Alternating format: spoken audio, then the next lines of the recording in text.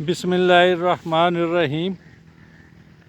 ਮਾਨਾ ਵਾਲੇ ਤੋਂ ਉਲਫਤ ਰੋਡ ਨੂੰ ਪਈ ਹੈ ਨਾ ਜੀ, ਤਕਰੀਬਨ ਕਿਲੋਮੀਟਰ 1.5 ਕਿਲੋਮੀਟਰ ਅੱਗੇ ਜਾਣ ਤੋਂ ਬਾਅਦ ਖੱਬੇ ਹੱਥ ਉਲਫਤ ਰੋਡ ਵੀ ਮੈਂ ਦੱਸ ਦਿਆਂ। ਜਿਹੜਾ ਮਾਨਾ ਵਾਲਾ ਖਾਨਕਾ ਡੋਗਰਾ ਰੋਡ ਹੈ ਨਾ, ਬਰਾਸਤਾ ਫੁੱਲਰਮਨ ਰੋਡ, ਇਹਨੂੰ ਉਲਫਤ ਰੋਡ ਕਿਹਾ ਜਾਂਦਾ। ਉਹ ਇਸ ਵਾਸਤੇ ਕਿ ਇਹਦੀ ਇੰਨੀ ਖਸਤਾ ਹਾਲੀ ਆ, ਬਗੈਰ ਉਲਫਤ ਤੋਂ ਬੰਦਾ ਇਹਦੇ 'ਤੇ ਸਫ਼ਰ ਨਹੀਂ ਕਰ ਸਕਦਾ।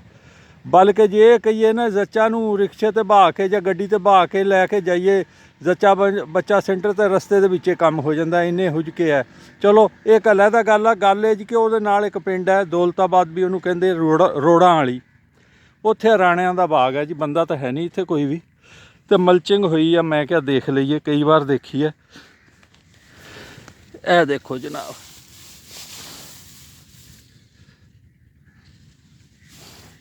ਇਹ ਦੇਖੋ, ਬੜਾ ਸਾਫ ਸੁਥਰਾ ਕੰਮ ਹੈ, ਕੋਈ ਗੰਦ ਵੰਦ ਨਹੀਂ ਉੱਗਿਆ। ਇਹੀ ਮਲਚਿੰਗ ਦਾ ਫਾਇਦਾ ਹੁੰਦਾ। ਚਲੋ ਦੁਬਾਰਾ ਉਹਨਾਂ ਦਾ ਰੱਖ ਦਈਏ। ਅਤੇ ਨਾਲ ਹੀ ਆ ਦੇਖੋ ਕੀ ਹਾਲ ਚਾਲ ਆ। ਬਾਗ ਦੇ ਵਿੱਚ ਨਾਗੇ ਵੀ ਹੈਗੇ ਆ। ਨਾਗਿਆਂ ਵਾਲੀ ਜਗ੍ਹਾ 'ਤੇ ਵੀ ਉਹਨਾਂ ਨੇ ਮਲਚਿੰਗ ਕਰ ਦਿੱਤੀ ਆ, ਤਾਂ ਕਿ ਇੱਥੇ ਬੂਟੇ ਲਾਈਏ ਤਾਂ ਨਾ ਹੋਏ। ਅਤੇ ਫਰਕ ਤਾਂ ਸਾਫ਼ ਨਜ਼ਰ ਆ ਰਿਹਾ ਕਿ ਜਿੱਥੇ ਮਲਚਿੰਗ ਆ ਉੱਥੇ ਗੰਦ ਨਹੀਂ। ਮਲਚਿੰਗ ਦਾ ਨਾ ਸਿਰਫ ਇਹੀ ਫਾਇਦਾ ਹੁੰਦਾ ਕਿ ਗੰਦ ਨਹੀਂ ਉੱਗਣ ਦਿੰਦਾ, ਹੌਲੀ ਹੌਲੀ ਨਾਮਿਆਤੀ ਮਾਦਾ ਵੀ ਪੈਦਾ ਕਰਦਾ। ਅਗਰ ਮਲਚਿੰਗ 'ਤੇ ਬੰਦਾ ਤੁਰਿਆ ਰਹੇ ਤਾਂ ਆਖਰ ਕੁਛ ਚਿਰ ਬਾਅਦ ਖਾਦਾਂ ਦਾ ਖਰਚਾ ਵੀ ਨਿਕਲ ਜਾਂਦਾ। ਮੁੰਡਾ ਇੱਕ ਆ ਗਿਆ ਜੀ, ਇਹਦੇ ਤੋਂ ਪੁੱਛਦੇ ਆ। ਭਾਈ ਤੇਰਾ ਕੀ ਨਾਂ ਹੈ? ਸ਼ਮਸ਼ਾਦ ਜੀ। ਇਹ ਜੀ ਸ਼ਮਸ਼ਾਦ ਸਾਹਿਬ। ਸ਼ਮਸ਼ਾਦ ਸਾਹਿਬ ਸਲਾਮ ਅਲੈਕਮ। ਵਾਲੇਕੁਮ ਸਲਾਮ। ਕਿਹੜੇ ਪਿੰਡ ਨੇ? ਰੋੜਾਂ ਦਾ ਜੀ। ਰੋੜਾਂ ਵਾਲੀ ਦਾ। ਇਹ ਬਾਗ ਕਿਹਦਾ? ਇਹ ਰਾਣਾ ਮਨਸੂਰ ਸਾਹਿਬ ਦਾ ਜੀ। ਇਹ ਜੀ ਰਾਣਾ ਮਨਸੂਰ ਸਾਹਿਬ ਦਾ ਬਾਗ ਆ ਜੀ। ਰਾਣਾ ਨੂਰ ਅਹਿਮਦ ਦੇ ਭਾਈ ਆ। ਅਤੇ ਉਹ ਛੋਟੇ ਆ ਕਿ ਵੱਡੇ? ਛੋਟੇ ਜੀ। ਛੋਟੇ ਭਾਈ ਆ।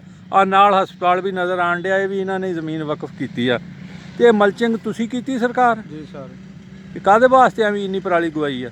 ਇਹ ਪਰਾਲੀ ਗਵਾਈ ਨਹੀਂ ਜੀ, ਇਹਦਾ ਬੜਾ ਫਾਇਦਾ ਜੀ। ਹਾਂਜੀ ਪਰਾਲੀ ਦਾ। ਹਾਂਜੀ। ਤੇ ਥੱਲੇ ਤੇ ਗੰਦ ਨਹੀਂ ਜੰਮਦਾ ਹੈ। ਅੱਛਾ ਜੀ। ਤੇ ਇੱਕ ਬੂਟੇ ਪੋਲੇ ਰਹਿੰਦੇ, ਥੱਲੋਂ ਥਾਂ ਪੋਲਾ ਰਹਿੰਦਾ, ਨਰਮੀ ਨਰਮ ਰਹਿੰਦਾ, ਨਸ਼ੋਨਵਾ ਅੱਛੀ ਹੁੰਦੀ ਆ।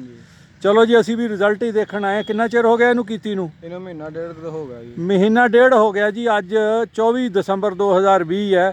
ਇਹਨਾਂ ਨੇ ਨਵੰਬਰ ਦੀਆਂ ਇਬਤਦਾਈ ਤਰੀਕਾਂ ਦੇ ਵਿੱਚ ਹੀ ਕੀਤੀ ਸੀਗੀ। ਚਲੋ, ਅਤੇ ਆ ਨਾਲ ਸਾਈਡਾਂ 'ਤੇ ਜਿਹੜੀ ਖਾਲੀ ਜਗ੍ਹਾ ਉਹ 'ਤੇ ਲਾਤਾ ਲਸਣ ਜੀ। ਲਸਣ ਲਾਤਾ ਜੀ। ਯਾਰ ਉਹ ਕਿਸੇ ਨੇ ਕੀਤਾ, ਮੈਂ ਨਹੀਂ ਉਹ ਚੁੱਕਿਆ, ਕੋਈ ਹੋਰ ਹੀ ਦੇਖ ਗਿਆ। ਇੱਥੋਂ ਜਰਾ ਚੁੱਕ ਕੇ ਦਿਖਾ ਲ ਮੈਨੂੰ।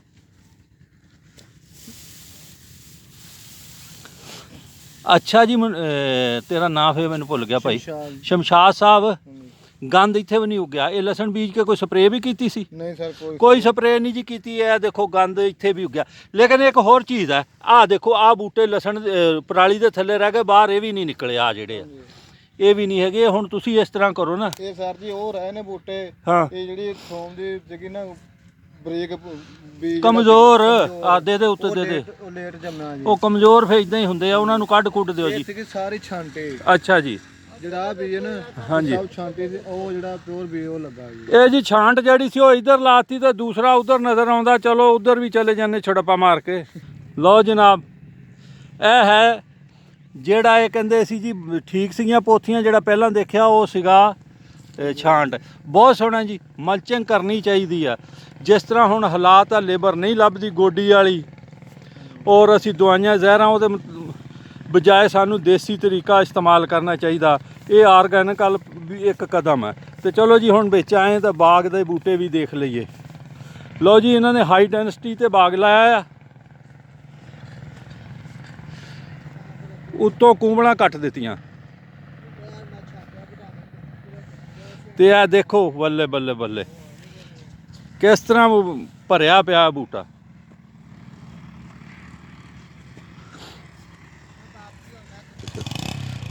ਸ਼ਮਸ਼ਾਦ ਸਾਹਿਬ, ਇਹ ਦੱਸੋ, ਇਹ ਉੱਤੋਂ ਇਹਦੀਆਂ ਕੂੰਬਲਾਂ ਕਿਉਂ ਕੱਟੀਆਂ? ਕੂੰਬਲਾਂ ਜਿਹਨੂੰ ਕਹਿੰਦੇ ਆ। ਸਰ ਜੀ ਉਹ ਕੱਟੀਆਂ ਇਸ ਤੋਂ ਨੇ ਵੀ ਨਵੇਂ ਵਿਸ਼ਾਖ ਕੱਢੇ ਤੇ ਫਲ ਚੱਕੇ। ਆਹ ਵੇਖੋ ਨਾ, ਉਹਦੇ ਅੱਗੇ ਚੱਲਦੇ ਆ। ਇਹਦੇ ਤੇ ਹੀ ਦੇਖ ਲੈਂਦੇ ਆ ਜੀ। ਆਹ ਦੇਖੋ ਨਾ ਜੀ, ਆਹ ਕੱਟ ਦਿੱਤੀ, ਆਹ ਸ਼ਾਖਾਂ ਨਿਕਲ ਰਹੀਆਂ, ਇਹ ਫਲ ਚੁੱਕ ਰਹੀਆਂ। ਉਹ ਵੇਖੋ ਸਰ ਜੀ, ਕਿਹਨੂੰ ਕਰੋ ਮਾੜਾ। ਉਹ ਦੇਖ ਲੈਣ। ਹਾਂਜੀ, ਇਹ ਦਿਖਾ ਲਓ। ਸ਼ਾਖ ਉੱਤੋਂ ਕੱਟੀ ਗਈ। ਹਾਂਜੀ, ਚਲੋ ਨਵੀਆਂ ਸ਼ਾਖਾਂ ਨਿਕਲੀਆਂ, ਨਾਲ ਹੀ ਨਿਕਲਦੀਆਂ ਨੂੰ ਫਲ ਲੱਗ ਗਿਆ। ਜੀ। ਠੀਕ ਹੋ ਗਿਆ। ਇਹਦਾ ਮਤਲਬ ਛਦਰਾਈ ਹੋਣੀ ਚਾਹੀਦੀ। ਜਿਹੜੇ ਬੇਮਹਾਰਾ ਤੁਰੇ ਜਾਂਦੇ ਨਹੀਂ। ਇਹ ਆਮ ਅਮਰੂਦ ਦੀ ਵੀ ਕਰਨੀ ਚਾਹੀਦੀ ਹੈ ਜੇ ਕੋਈ ਖਾਸ ਨਸਲ ਆ? ਨਹੀਂ, ਕਰਨੀ ਚਾਹੀਦੀ ਯਾਰ, ਕਰਨੀ ਚਾਹੀਦੀ। ਬਹੁਤ ਬਹੁਤ ਸ਼ੁਕਰੀਆ। ਠੀਕ ਹੋ ਗਿਆ ਜੀ ਸ਼ਮਸ਼ਾਦ ਸਾਹਿਬ, ਬਹੁਤ ਬਹੁਤ ਸ਼ੁਕਰੀਆ। ਹੁਣ ਜਾਂਦੇ ਜਾਂਦੇ ਇੱਕ ਨਾਅਰਾ ਮਾਰੀਏ, ਪਾਕਿਸਤਾਨ ਪਾਕਿਸਤਾਨ ਜ਼ਿੰਦਾਬਾਦ।